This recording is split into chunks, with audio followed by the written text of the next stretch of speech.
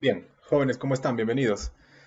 El día de hoy vamos a ver un tema muy importante de la física 3, que es la corriente eléctrica y la ley de Ohm, la ley de Simon Ohm.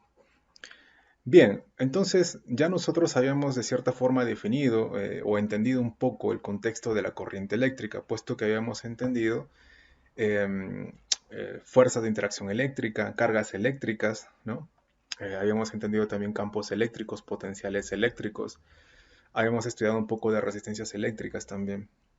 Entonces la corriente eléctrica básicamente se define como un flujo de electrones que pasan por una determinada sección transversal de ese conductor, de un alambre conductor. Y nosotros también entendemos que la ley de Ohm relaciona tanto el voltaje como la corriente eléctrica y la resistencia eléctrica. Vamos a ver que hay una ecuación muy importante, ¿no? Que rige justamente esas tres magnitudes físicas, tanto voltaje, corriente y resistencia. Veamos entonces, ¿cuál es el logro de la sesión?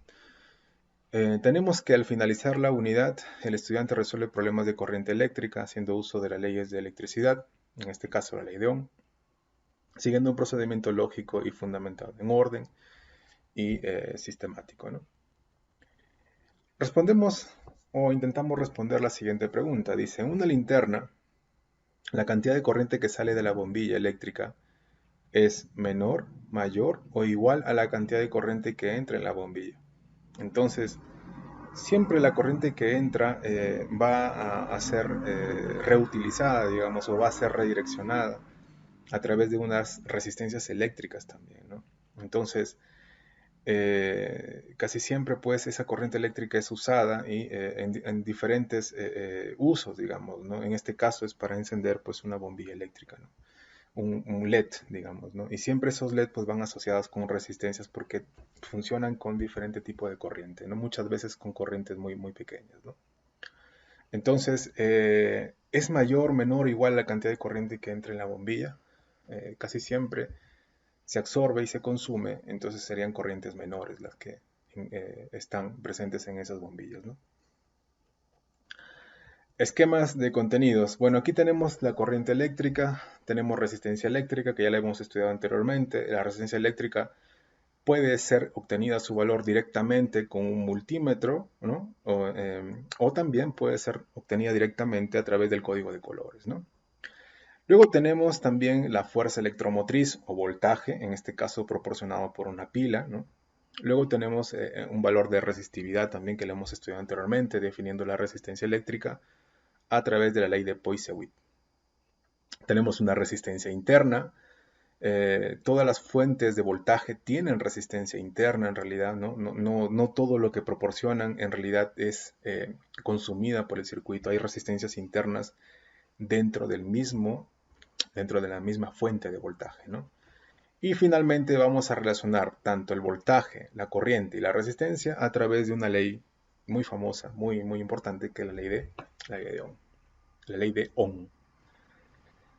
Bien, entonces clásicamente definimos la corriente eléctrica como un flujo de electrones, ¿no? Con una velocidad de arrastre, también se le llama, a través de un determinado conductor. Los metales, ¿no?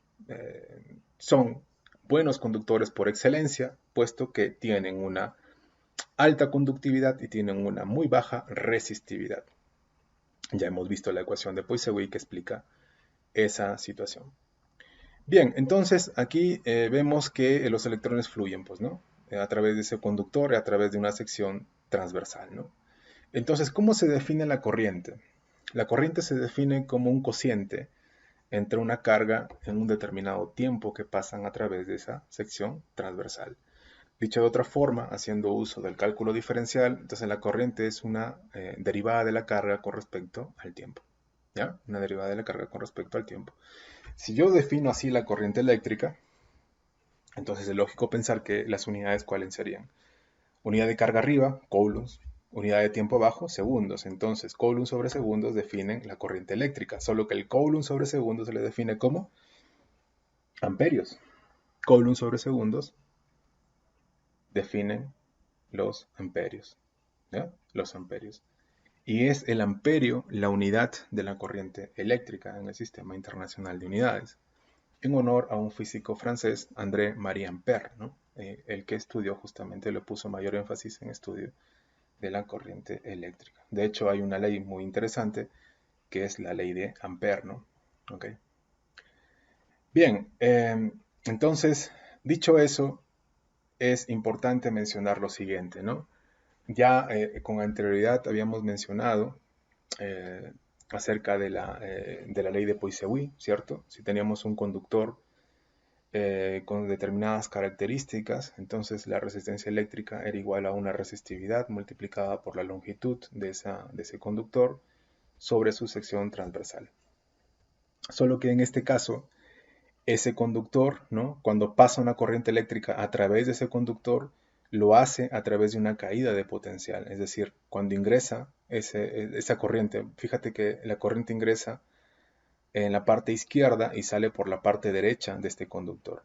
Cuando ingresa por la parte izquierda, lo hace con un potencial eléctrico o simplemente con un voltaje, llámalo así, voltaje B, y cuando sale por el lado derecho de esta sección transversal de este conductor, pues lo hace con un voltaje A. Entonces, se sabe que experimentalmente el voltaje en el punto B es mayor que el voltaje en el punto A. Por eso es que también al voltaje se le llama caída de potencial. ¿Ya? Caída de potencial. Entonces, dice lo siguiente, para un conductor recto, la intensidad de la corriente que fluye al interior de él es proporcional a la diferencia de potencial, inversamente proporcional a la resistencia eléctrica del material. Es decir, tenemos una relación aquí, la relación entre la corriente, el voltaje o el incremento de voltaje y la resistencia eléctrica. Entonces, tenemos que la corriente eléctrica es igual al voltaje o incremento de voltaje sobre la resistencia. Entonces vemos que ese comportamiento es lineal, de tal manera que si tú graficas en el eje de las X la corriente eléctrica y en el eje de las Y el voltaje, caída de potencial, vemos que su pendiente nos va a representar a la resistencia eléctrica.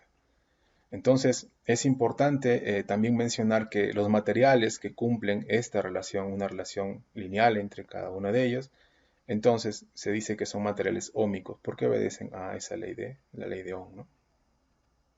Entonces, y de aquí justamente sale la famosa ley de Ohm, BIR, ¿no? BIR, ahora que está lamentablemente lo del virus, pues BIR, recuerda eso, virus, ¿no? V es igual a ¿cuánto? A la corriente eléctrica y por la resistencia, R, virus o BIR, ¿no? BIR, para que no te olvides, BIR. Voltaje es igual a corriente por resistencia. Veamos un ejemplo para que no quede en el aire esta situación. ¿Ya? Dice, en el cableado doméstico se suele utilizar cable de cobre, claro. El cobre es el material por excelencia, el metal por excelencia para conducir la corriente eléctrica en nuestras casas, ¿no? En las instalaciones eléctricas. Entonces dice, ese alambre de cobre de uso doméstico, un minuto por favor. El alambre de cobre de uso doméstico dice lo siguiente, ¿no? Con 2.05 milímetros de diámetro, dice, encuentre la resistencia de 35 metros de este cable. Entonces, tienes un alambre de cobre de 2.05 milímetros de diámetro y tiene una longitud total, L, de 35 metros.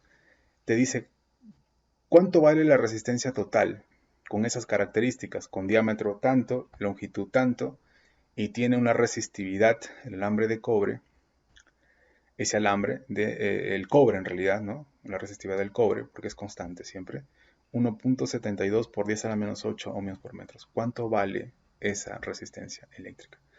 Lo que tienes que hacer aquí básicamente es aplicar la ley de Poiseuille, ¿no? Que ya la hemos visto con anterioridad. Eso por un lado. Ahora la parte B dice, la pregunta B dice, si se mantiene una diferencia de potencial de 2 voltios, un voltaje de 2 voltios a través del cable, ¿cuánto vale la corriente del alambre? ¿Cuánto vale la corriente que pasa a través de ese alambre? Entonces es fácil. Lo que tienes que hacer aquí, evidentemente, también es, como el diámetro está en milímetros, pasarlo a metros. Significa que sería 2.05 por 10 a la menos 3 metros. Una vez que obtienes el diámetro en el sistema internacional, lo divides entre 2 para obtener su radio. Entonces, ¿cuánto sería aquí? Pi por radio al cuadrado es el área. Entonces sería aquí la mitad de esto, lo tienes que dividir entre 2 para obtener su radio. Sería pi por el diámetro entre 2 al cuadrado, ¿no? Pero pasado ya a metros, sería 2.05 entre 2 por 10 a la menos 3 metros, todo eso al cuadrado. ¿Cuánto nos sale la sección transversal? Nos sale 3.3 por 10 a la menos 6 metros al cuadrado. De tal manera que, si ya tengo la sección transversal, tengo la resistividad del cobre, tengo su longitud y tengo el voltaje, puedo hallar su corriente. Pero antes tengo que calcular su resistencia. ¿Y cómo hago para calcular la resistencia eléctrica? Pues simple, aplicas la ley de Poiseuille. Nos dice que la resistencia eléctrica es igual a su resistividad, longitud, resistividad multiplicado por su longitud dividido sobre su área. Entonces, la resistividad del alambre de cobre, del cobre quiero decir, es 1.72 por 10 a la menos 8. La longitud vale 35 metros. El área ya lo hemos encontrado, vale 3.3 por 10 a la menos 6 metros cuadrados. Y todo esto está en ohmios como corresponde. Entonces, la resistencia eléctrica es 0.182 ohmios. Ya tengo el valor de la resistencia eléctrica de todo ese alambre de cobre de 35 metros de longitud y 2.05 milímetros de diámetro. Con esa resistencia, aplicando la ley de Ohm, obtengo la corriente eléctrica. Ahí está. VIR, ¿no? VIR. Voltaje es igual a corriente por resistencia. Entonces despejo la corriente y obtengo que la corriente es igual a un cociente entre voltaje y resistencia. El voltaje vale 2 voltios y la resistencia vale 0.182 ohmios. Voltios sobre ohmios nos da también amperios. ¿Cuánto vale la corriente eléctrica en ese alambre? Vale 11 amperios. Entonces, de esa forma yo calculo la corriente eléctrica en ese material. ¿Ya? Fuerza electromotriz. Ya lo hemos mencionado anteriormente, en realidad. O sea, la fuerza electromotriz, entiéndase que es como una fuente de energía que proporciona, valga la redundancia, energía a un sistema, energía a un circuito eléctrico. ¿Ok? Entonces, y esa fuente de voltaje suele representarse de esta forma, ¿no? Eh, bueno, aquí son terminales, un terminal más pequeño y un terminal más grande. Generalmente, y eso por convención, el terminal más pequeño tiene el signo negativo y el terminal más grande el signo positivo. Entonces vemos que una fuente de voltaje, como puede ser una batería, está conectado siempre a una resistencia, ¿ya? A una resistencia. Entonces, la fuerza electromotriz o voltaje, o fuerza electromotriz se le conoce también como voltaje. Se le asocia con una fuente de voltaje a la fuerza electromotriz. Entonces, una fuente de fuerza electromotriz es cualquier dispositivo, dice, ¿no? Batería, generador, etcétera, una pila, que aumenta la energía potencial de las cargas que circulan por el circuito. La fuerza electromotriz, representa con la letra E, de una fuente describe el trabajo realizado por unidad de carga, siendo la unidad en el sistema internacional el voltio o simplemente V. En condiciones ideales, la resistencia interna es nula, dice, ¿no? O sea, no hay ninguna resistencia que impida el paso de la corriente eléctrica en ese circuito. De tal manera que su resistencia interna es cero. No hay resistencia interna. De existir resistencia interna, como son los casos de las fuentes de voltaje reales, entonces se le tiene que tomar esa resistencia interna, asociarla con la resistencia externa y trabajarla en conjunto, ¿no? Asociadas en serie, quiero decir. Entonces, ¿cómo se describirá la ley de Ohm con una fuente de voltaje y una resistencia? Fácil, porque quien proporciona el voltaje en este caso ya es la fuente de voltaje, sería E, ¿no? En lugar de V se representaría con E porque ya la fuente de voltaje es la batería y la fuerza electromotriz se representa con E o voltaje. Eso es igual a corriente por resistencia. ¿Ya? Aquí la resistencia interna se lo señala como si fuera una fuente de voltaje ideal, 0 ohmios. Bueno, se ha hecho múltiples estudios de cómo aprovechar, pues, digamos, la naturaleza en sí, ¿no? Para generar voltaje, ¿no? En este caso tenemos dispositivos piezoeléctricos que, pues, al momento de pisar una superficie hace que se genere un voltaje, ¿no? Un voltaje. En fin, esto, ¿por qué? Porque, bueno, está muy de moda esta situación de poder aprovechar, pues, todo lo que sea reutilizable y que no sea contaminante, ¿no? Porque fuentes de voltaje, como ustedes bien saben, quien proporciona corriente eléctrica y voltaje, líneas de alta tensión, Eso nosotros aquí en nuestro país, en el Perú, pues lo tenemos en los recursos hídricos, ¿no? Es decir, tenemos fuentes o tenemos, perdón, em, tenemos básicamente por inundación, ¿no? Entonces tenemos centrales hidroeléctricas. Quiero mencionarles que tenemos básicamente centrales hidroeléctricas que transforman toda la energía potencial almacenada por el agua, ¿no? En ese dique y cuando pasa por un canal, pues toda esa energía potencial se transforma en energía cinética y a la vez se transforma en energía eléctrica. Y no solamente eso, en realidad ahora hay paneles solares, ahora hay energía eólica, en fin, hay diferentes tipos de energía térmica también, ¿no? Hay diferentes tipos de energía que pueden ser generando voltaje, ¿no? Que sea de uso para nosotros, también de provecho para los seres humanos. Y uno de ellos, pues, es esta situación de superficies piezoeléctricas, ¿no? O materiales piezoeléctricos, ¿no? Que generan voltaje.